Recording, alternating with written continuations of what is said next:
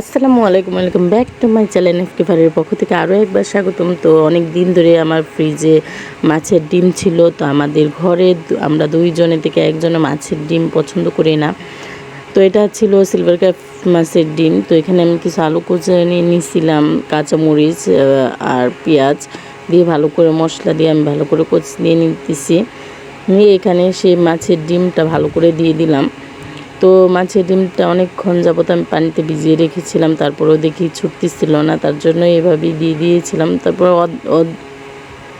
মানে অল্পটুকু ছুটেছিল, বাকিটুকু আমি আবার এটার মধ্যে দিয়ে দিয়েছিলাম। দিয়ে এখানে তেল গরম করে আমি একে একে সবগুলো ডিমের ভরাগুলো ভেজে নিব। তো এটা জানি না কেমন লাগে, আমি ফার্স্ট টাইম ব্যবহার করতেছি, যেহেতু আমাদের ঘরে আমরা দুইজনের থেকে একজনও খাই না। তো আমি ভাবলাম যে নিত্য নতুনভাবে কিছু যদি করে ভালো লাগে, সেটার জন্য আমি করেছিলাম। তো যখন ভাজতেছিলাম ফ্লেভারটা এত দারুণ আসছিল, আর পুরোপুরি একদম জালি কাবাবের মতোই দেখতে লাগছে, আর এতটাই সুন্দর হয়েছে।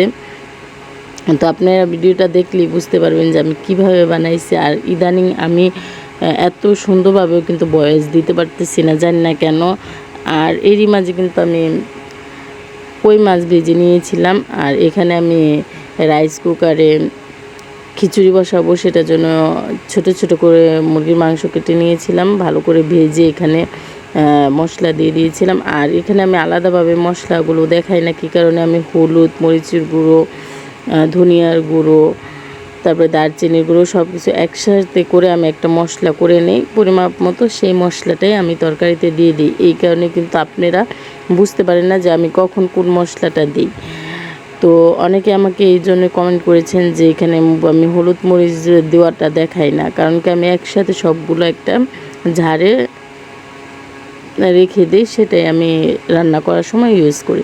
তো আমার মাংসটা ভালো করে কষানো হয়ে গেলে এখানে ডাল দিয়ে কষিয়ে নিয়েছিলাম, আর এখানে দিয়ে দিলাম পোলাওয়ের চাল, চিনি গুঁড়া পোলাওয়ের চালটা দিয়ে ভালো করে কষিয়ে নিয়েছিলাম। আর এই পর্যন্তই আজকে আমার রান্নার ভিডিওগুলো। যারা যারা আমার ভিডিওগুলো দেখেন তারা অবশ্যই লাইক